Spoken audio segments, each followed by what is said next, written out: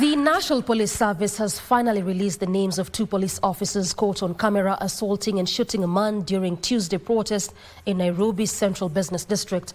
The Police Constable Clinzy Baraza Masinde and Police Constable Duncan Kiprono have also been interdicted. The revelation comes after the Law Society of Kenya questioned why their identity had not been made public. The LSK has further demanded their arraignment in court to face criminal charges.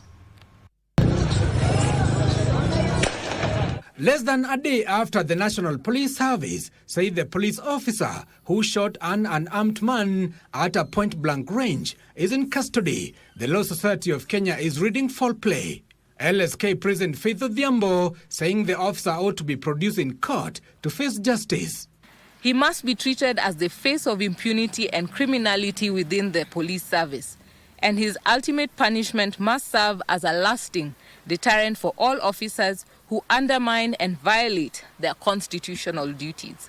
Are aware that the court ordered that no police officer should come to the street covering their faces or using any means to cover their identity.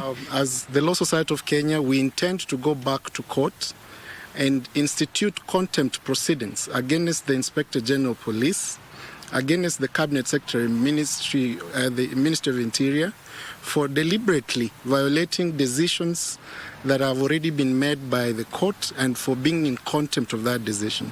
Hours later, the National Police Service vowed to pressure and disclose the identity of the suspects. In a statement, the police spokesperson identified the officers as Police Constable Clinzy Baraza Masinde and Police Constable Duncan Kiprono, adding that the 2 have since been interdicted and now await their day in court. Should this trend be allowed to continue, the relationship between the public and the police faces the risk of damage beyond repair. That cannot become our reality as a nation. LSK also condemned violence and looting of shops by goons. We are exasperated by videos showing an attack by the criminal gang on an advocate of the High Court of Kenya who was on his way to meet with a client, Mr. Ken Ochieng, who confirmed that he witnessed the crowd of goons who descended on him being dropped off along Koinange Street by a police Land Cruiser escorted by several bodabodas carrying multiple armed pillion passengers. However, in a rejoinder, National Police Service spokesperson Mushiri Nyaga said 4 laptops had been recovered from a looter. Nyaga adding that anyone whose premises were broken into and their laptops stolen should visit Nairobi Central Police Station to identify the recovered items.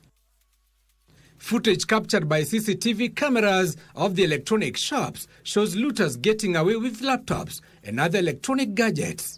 The British High Commission to Kenya has also called out the police. In a statement, the commission said it was deeply disturbed by violence against unarmed civilians and protesters. It urged a swift, independent and transparent investigation into the actions of the police. Give us Minor Prime Edition.